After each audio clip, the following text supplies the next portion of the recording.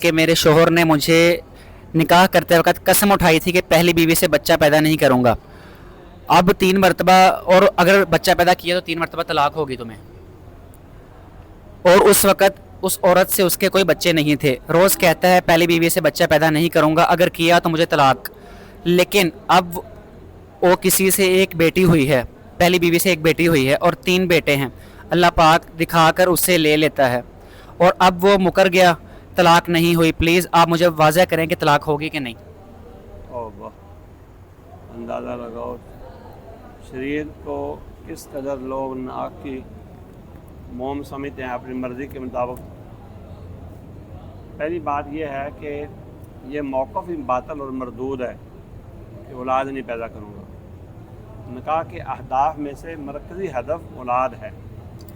نبی صلی اللہ علیہ وسلم کے پاس ایک بندہ آیا تھا، اس نے کہا میری بیوی ایک عورت مجھے مل گئی ہے، بہت خوبصورت ہے، میں اس سے نکاح کرنا چاہتا ہوں، لیکن اس کا مسئلہ یہ ہے وہ بانجھ ہے، اس سے اولاد نہیں ہو سکتی.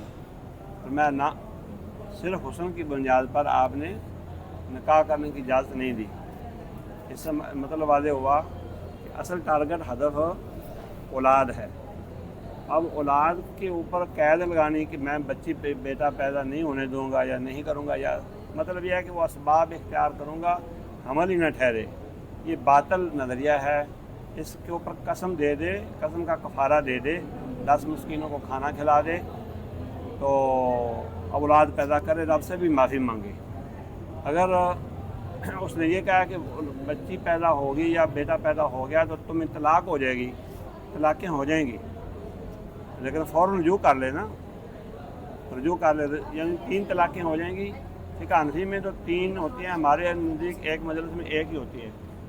تو وہ ایک طلاق کی وجہ سے رجوع کر لے اور قسم کا کفارہ دے دے اور اللہ سے معافی مانگے، کیوں اس کا مسئلہ حل ہو جائے گا.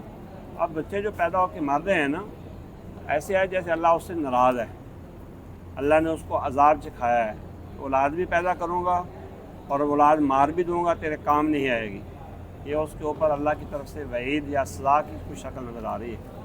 تو حل اس کا بتا دیا ہے کہ وہ رجوع کرے اپنی بیوی سے. طلاق واقع ہو چکی ہے، عدت کے اندر میں رجوع کر سکتا ہے. عدت ایک بچہ ہو پیٹ میں، اس کا جننا عدت ہے، اور اگر بچہ نہ ہو پیٹ میں تو پھر 3 پیریڈ عورت کے ماہانہ، اور اگر پیریڈ نہ آتے ہوں تو پھر 3 قمری مہینے، یہ عدت ہے.